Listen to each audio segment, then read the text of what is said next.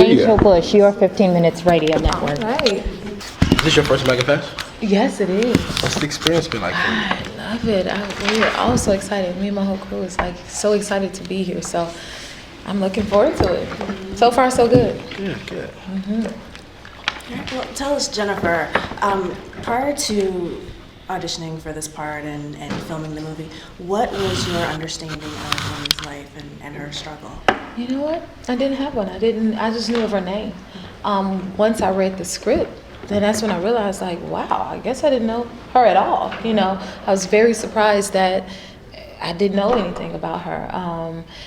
Again, we've heard of her name and that she was Nelson Mandela's wife, but that was it. And so that's what drew me to the role. Like, okay, wait a minute, this is a story that's worth being told, and why am I just now learning this at 30? You know what I mean? So I felt as though that was like a problem and it was something missing in a story worth being told. What was it like when you met her? You know what? I have not had the opportunity to meet her. I hope this opens the doors for me to be able to meet her, because that would be an honor. Can you talk about working with Terrence Howard and in this movie? He is so amazing. Like, Terrence is the type of actor that raises the bar constantly. Every day he would come in character and he would speak the language. Like, okay, we're going to do this in their language. And I'm like, oh, I don't know if I can, but he pushed you, So that's a good partner to have. In your short career, you've done a variety of roles. How did you prepare for this one? Wow. Well, I didn't have a lot of material to pull from, but whatever I had, I used it as best as I could. I had like a few clips, whatever photos, a lot of photos, and then also being in Africa. I was there for 4 months, so I just wanted to become a part of the environment and sit with the people and just learn as much as I could about the culture and where Winnie came from, where Nelson came from. What struck you most about your time with the people? Wow, I think the thing I walked away with most is being with this little girl. Her name was Noboniso, and she was one of my dialect coaches, and she was about 25 years old. And to see the wisdom and the maturity that she had to be so young, it's like seeing the difference between her and myself. It's like, wow, you're so far more advanced, it seems, because she grew up completely different, hearing her talk about Winnie, hearing her talk about her upbringing, and just learning from her perspective.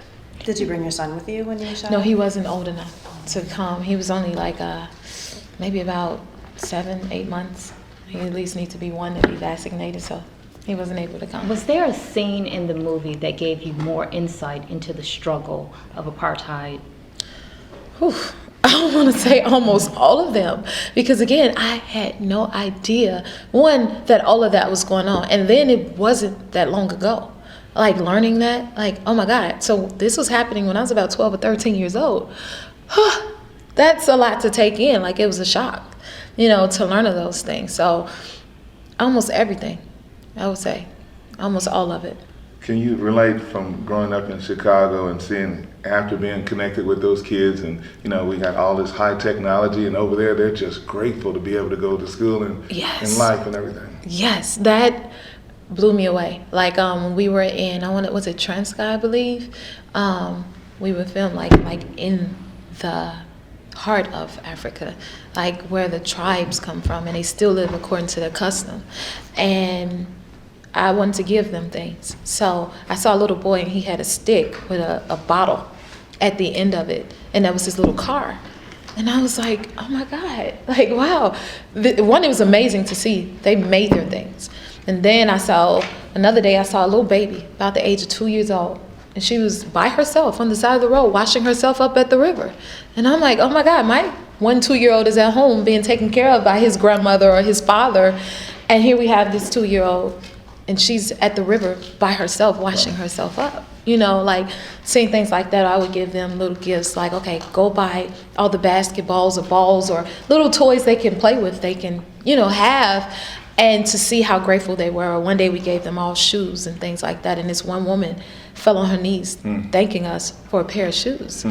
And it was overwhelming to see, like, wow, What was their sense of you, as a celebrity? Were they highly aware of you? Oddly, they were aware, which was strange. I'm like, they don't seem to have televisions, but they know who Jennifer Hudson is. I don't know how that is, but okay.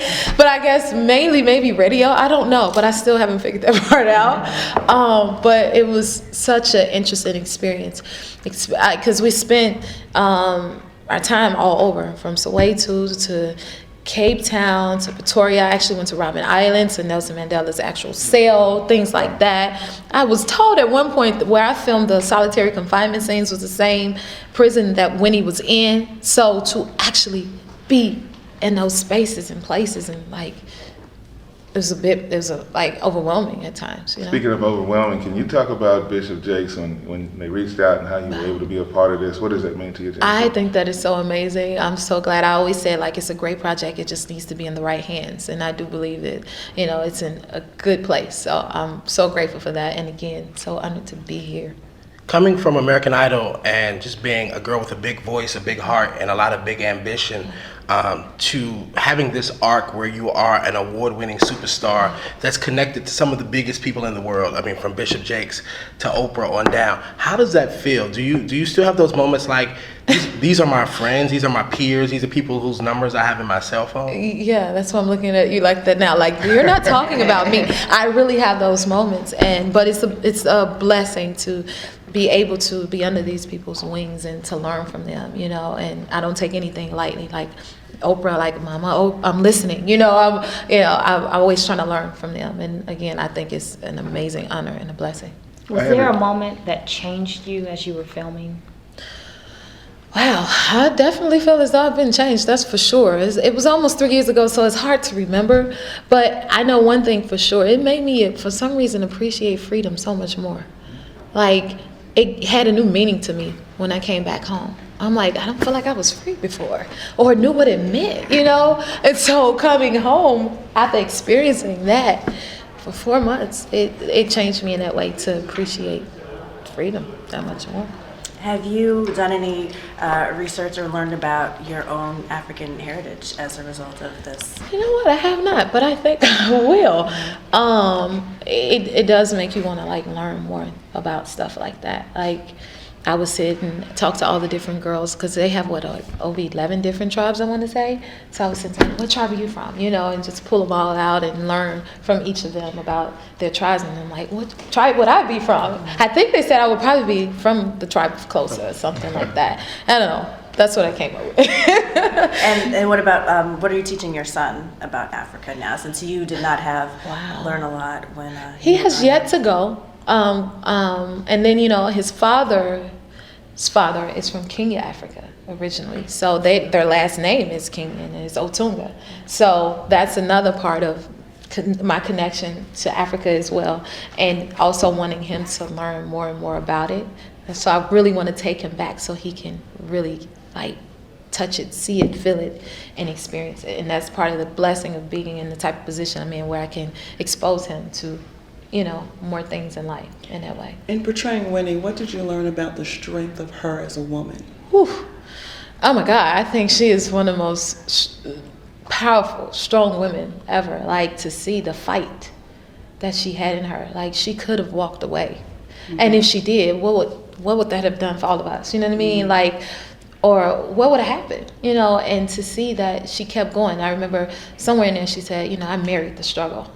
You know, and she did. Mm-hmm. The fact that, again, she could have walked away.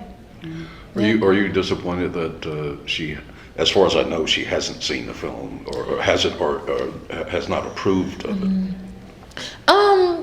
I don't know. I don't feel either way about it. I mean, you know, it's her story. She has every right to feel whatever way she feels. I totally understand that. But I think hopefully maybe one day she'll see it, and you know. And then let's see how she feels about it from there. But, you know, hey, it's her story, so. You know, you've really served as a role model for young women. In the roles that you've played and the time that you really developed your career, multifaceted career. What words of wisdom can you give to young women coming up? A lot of what we're seeing on TV is not very positive. No, it's not. So can you give us some input and words of wisdom?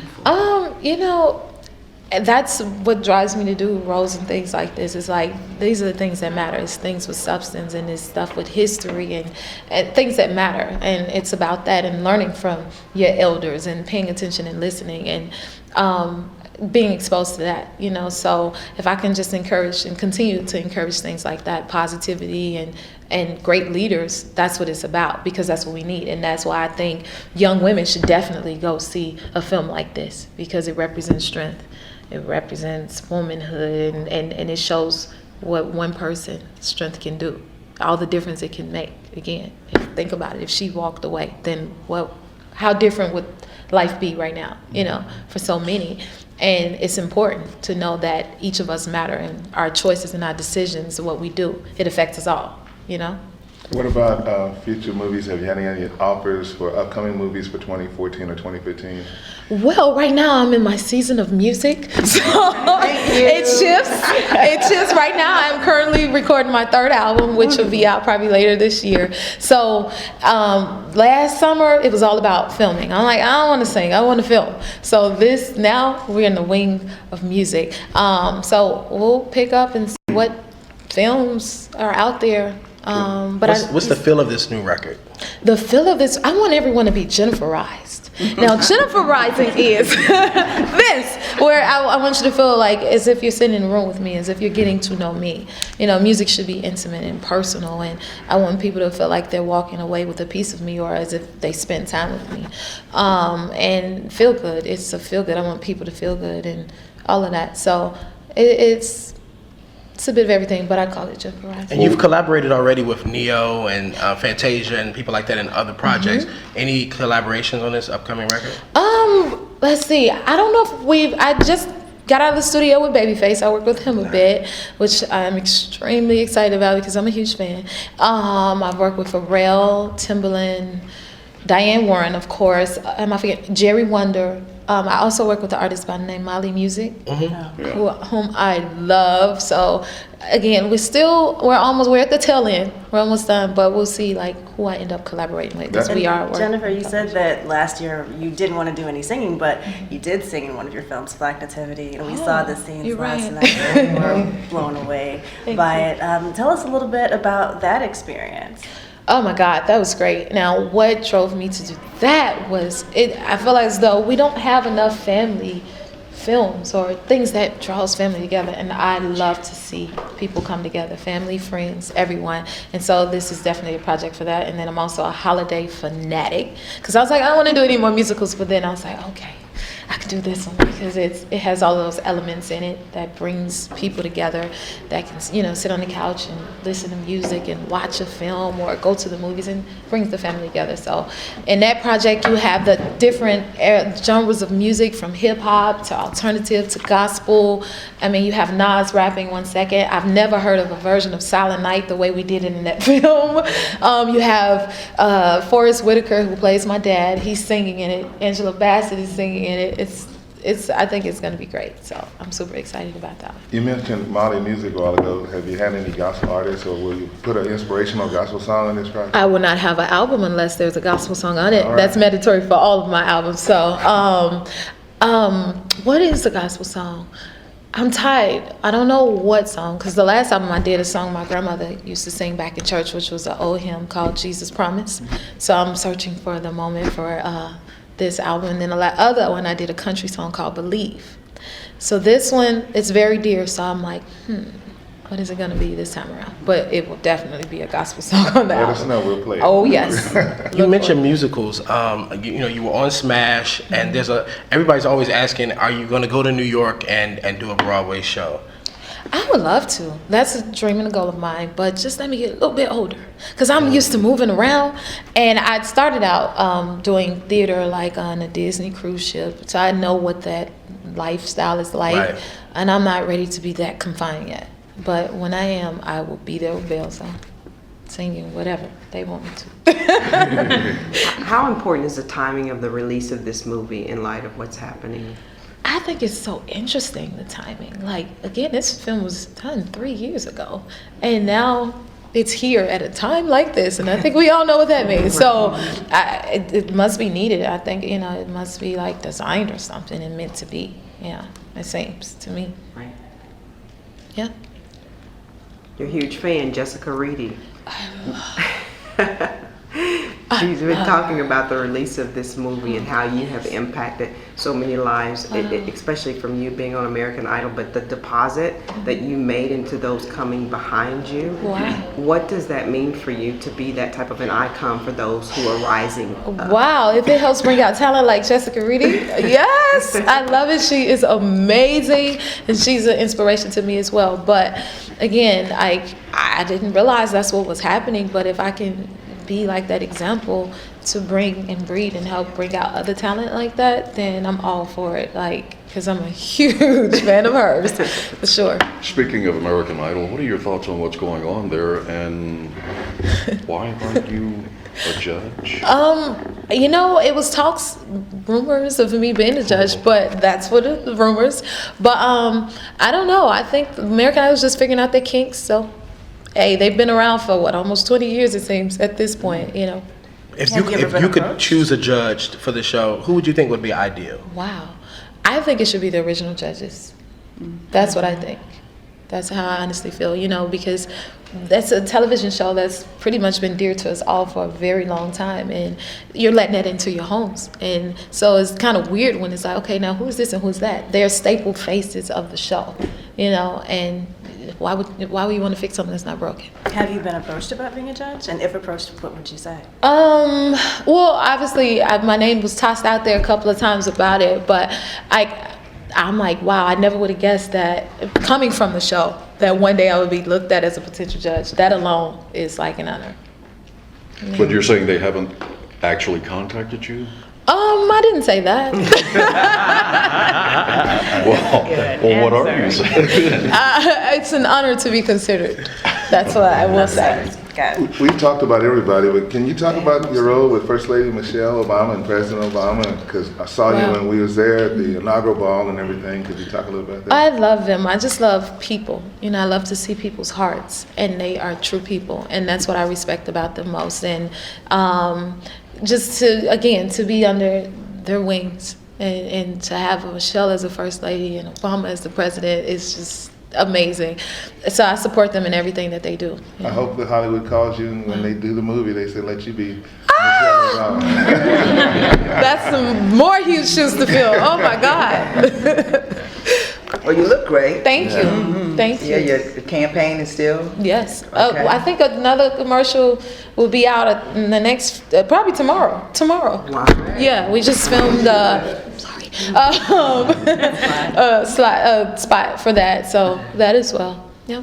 David Otunga's taking some time off from wrestling. He's been doing a lot of legal commentary on television. Is he coming back to the ring? And do you get nervous watching him wrestle? Yes, it's dangerous, and it's like, boy, you got a lot of sense. Go do law.